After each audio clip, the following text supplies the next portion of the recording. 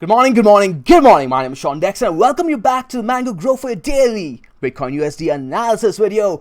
And here we have Bitcoin in all his glory. But is it Bitcoin or is it Bitcoil? As we can see, Bitcoin over here coiling up for a big move. But the question is that move to the upside or is that move to the downside? What I can tell you though is that we have two potential scenarios here. Either move to around 17,000 or perhaps a move to 7,000. The question is it up or is it down? In today's video, we'll be trying to decipher just that. So let's get started. Here we have Bitcoin on the 12-hour, and you know what, let's start with the horizontals because I did take a short position just this morning. I do want to talk about it. It's been very easy trading this zone over here, guys. Bitcoin has been extremely generous, right? Just follow your rules. We've been talking about how we are not looking for any trend trades. We are just simply going to be looking for range trades, right? Now, what have we been doing over the past more than a week now? Bitcoin has been extremely generous, giving us buys on the zone. We bought it the 12-hour 200 MA over here. We bought it over here, we bought it over here, we bought it over here. I think I took that trade 5 times or more than that, and each time it's given us a 700 to around a $1,400 move, an average of around $800 to $1,000. Okay, each goddamn time. It's been so generous, and that's per Bitcoin. If you trade that using even slight leverage of around maybe 2 Bitcoin, guys, you're getting like freaking Jesus, man, this zone has been extremely generous. Now, the last move towards the zone over here, I actually did not buy the zone, but I did take a short. I took multiple shots over here actually. And why did I take that shot? Primarily because of the mango wine indicator. We can go ahead and turn on the 4-hour, and we can look at how it was lining up with the wine quickly. A lot of you took this trade, and you guys took this trade far better than I did. In fact, I missed this one, right? Some of you guys took this one over here, right over 10,900, all the way to the downside. My bias was affecting me over here. I was looking for us to first break 10,640-ish, and as soon as I did that, I only got out of my long. What I should have done was even taken a short over here, right? It was lining up with what the wine was telling me as well. I mean, this one was a missed opportunity, right? I am feeling bad about that. I got on my long, but I should have switched bearish as well, and well, not bearish, but I should have switched short, right? That would have been a nice move. And I'm telling you guys this because I want you guys to learn from my mistakes, right? I make psychological mistakes too, these mindset mistakes, and the real move was to take my profits here because the wine was telling you not only does it tell you, hey, get into a short position, but it's also telling you to take your profits if you do have a long, right? So now after making that mistake, that mindset mistake, I've not been making that mistake anymore. I took a long in this area over here, and then right as soon as the wine gave me a short call, I took my profits in the zone and took a short trade all the way here, got that move, and then again we had another. I took that long again over here, and we had the move to the upside. I closed out over here, right? I took my profits in this zone over here, the red box territory, but I did not take this buy over here. I should have taken this buy over here, but I think it was more because it was Sunday. I just did not want to be in a trade. It was again more of a mindset and an internal thing, and this one I'm not feeling too bad about. Yes, it was a missed opportunity, but sometimes when you're not feeling like being in a trade, just don't be in a trade, guys. Just don't be in a trade because you're likely to make mistakes, right? And I think over here I just did not want to be in a trade. I wanted to enjoy my Sunday. My fiance was just back too. Wanted to enjoy the Sunday, enjoy a nice movie together. And this morning though, again, as you can see, the wine gave us not just this morning, even yesterday as well, the wine gave us a call over here. Took that trade all the way. I think I closed at 10,232. I did not get the move all the way down here, but Today, after we did get that bounce this morning, I did take a short around 10,359-ish. Did not get the perfect trade, of course, which was around 10,380. I got 10,359, and I closed in the zone over here. If you guys in the Telegram group, I did update you guys on that. I also talked about why I did not close the entire position. I closed only a portion of it, okay, and more than half of it, definitely. I am looking for, if the zone breaks, I will be looking for move to this zone over here, which lines up with this trend line as well. But the thing is, that's only if the zone breaks, and I wasn't entirely sure that the zone would break, right? I was looking for it to break, of course, because that's why I closed only a portion of my trade. But the reason I closed most of it was because this zone has been respected in the past. It's been a zone of contention. I did not want to battle against it, right? So what I'm going to be doing is basically taking a lot of my profits, and each time we come back into the zone, I'll be adding and accumulating shorts as long as the mango wine tells me to. I'm just going to follow it. It's been too goddamn good. I'm going to use it until it doesn't well, I'm going to keep using it because the thing is, nothing needs to work with 100% accuracy, right? Nothing, it needs to work with only 51% accuracy, but this thing has been doing so goddamn well. I've been a fool to not to ignore its calls before. Now what I'm looking for is, if we do break the zone, I'll probably be closing out the rest of my position over here and looking to long this area over here.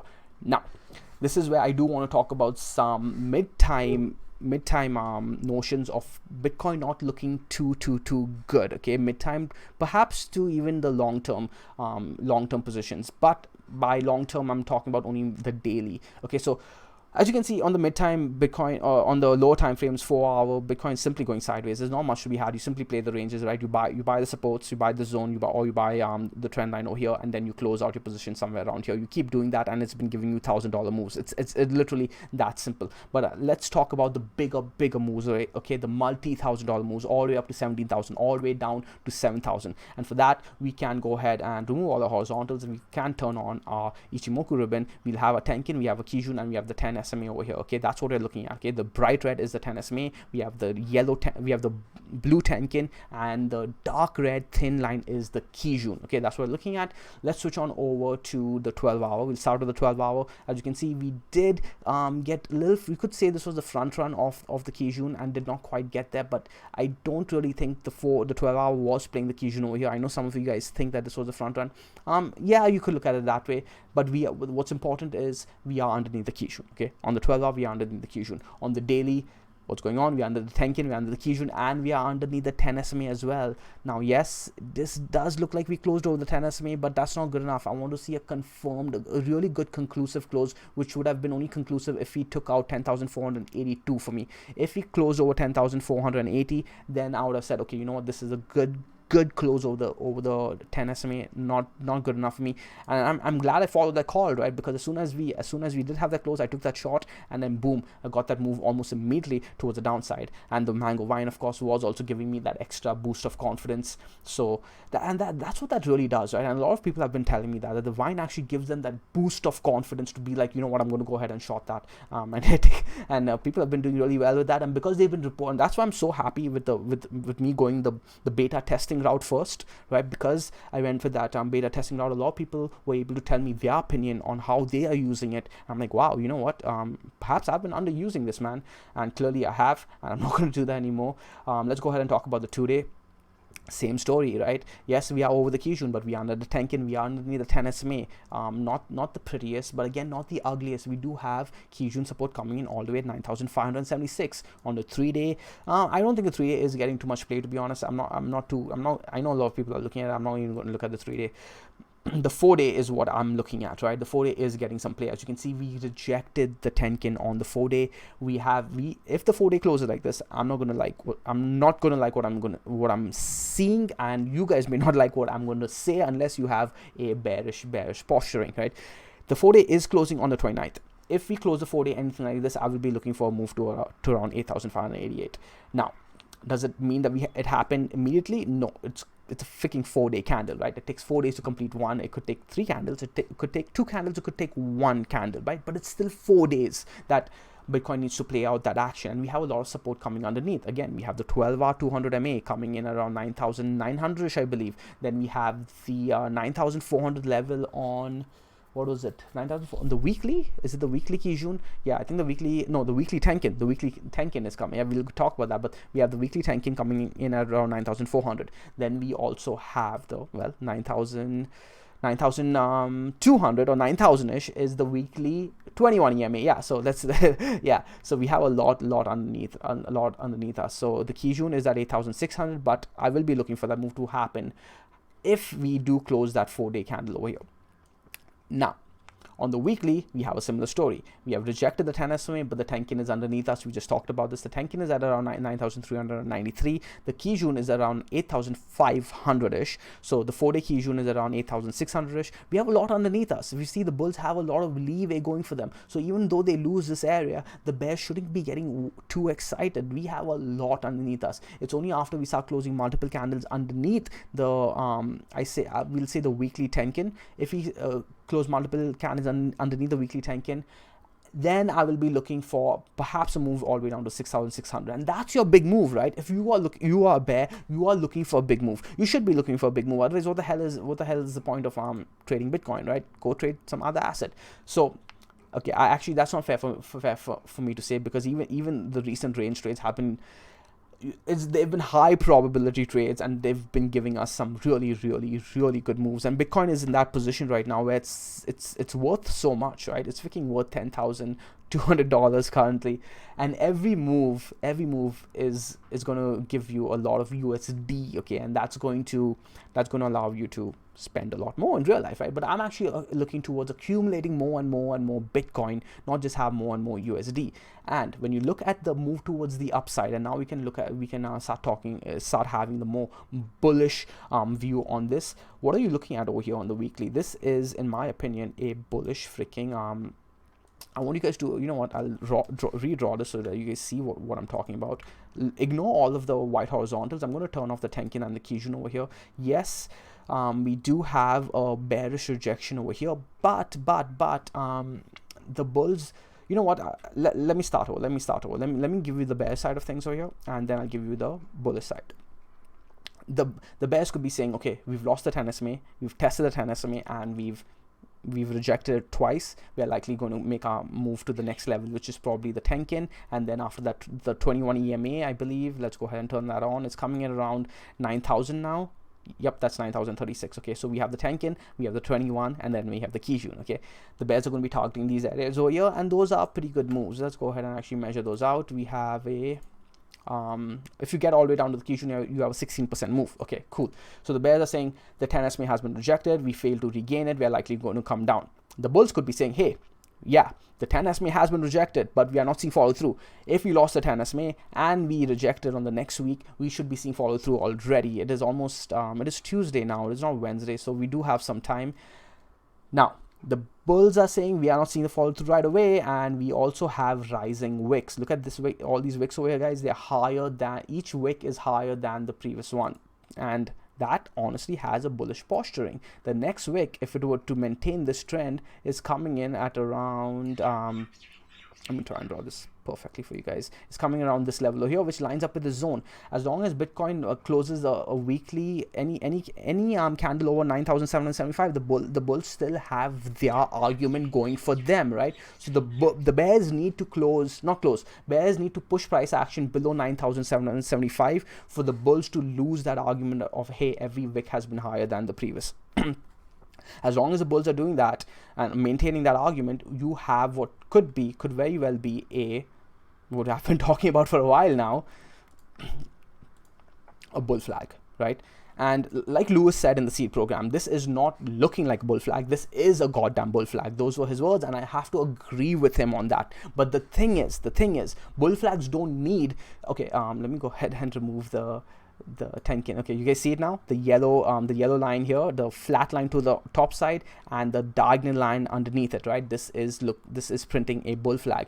But the thing is, yes, this is a bull flag, yes, it looks like a bull flag, and yes, it should act like a bull flag. But the thing is, a bull flag doesn't need to break towards the upside. A bull flag could very well break towards the downside, and it would still be acting fine. Okay, it would still be acting fine. That doesn't break TA in any way. So a bullish formation just means that it has a higher probability of breaking to the upside. It doesn't mean that it needs to break to the upside. Okay, that's where a lot of people get it wrong. That's where a lot of new traders or a lot of new retailers say, oh my god, he said it's a bullish formation, it should have broken to the upside. No, that's not how it works. Everything is a probability. If this, then that. If we break towards the upside, there's just a higher likeliness of us breaking to the upside. Then we have a move to, I'll be looking for a move to around 70,000. If we break this towards the downside, I'll be looking for a move towards the 7,000. Anyways, I digress a little bit there. Okay, let's talk about what we were talking about in terms of the bulls. Okay, let's go back and remove all the horizontals. We talked about how we have that bull flag. Yes, now let's actually look at this. Look at the amount of support the bulls have going for them, right?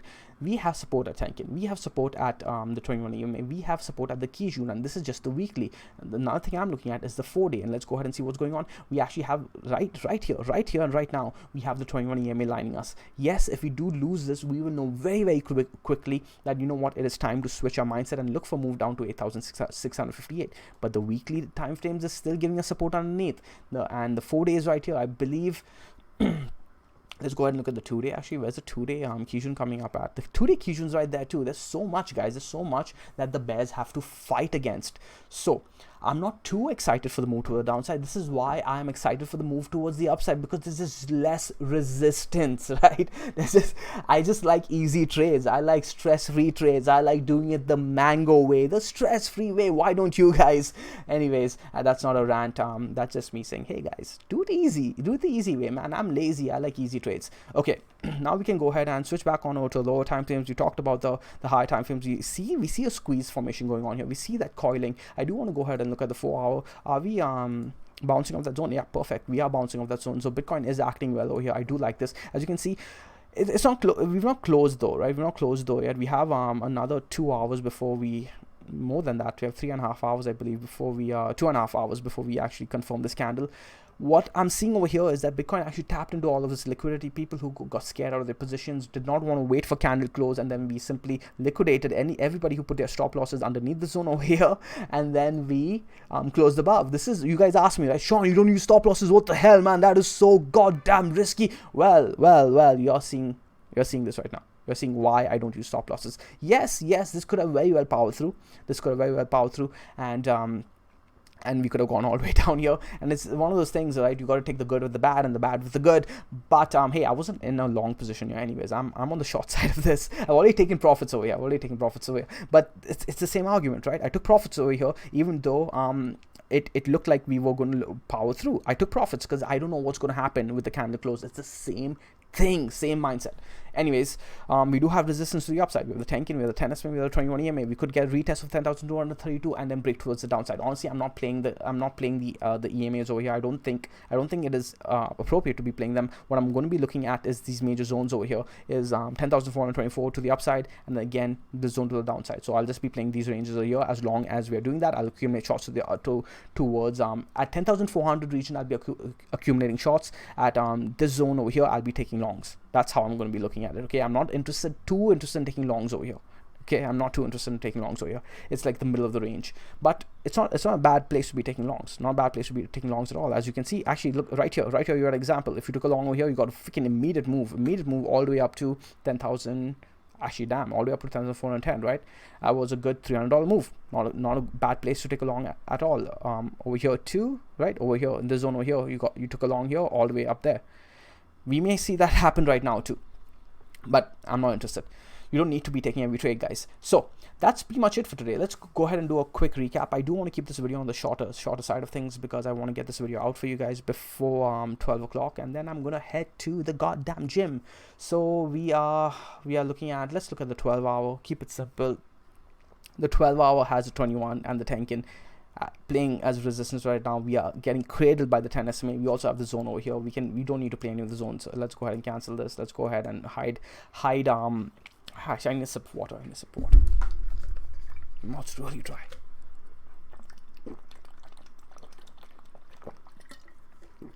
Yeah.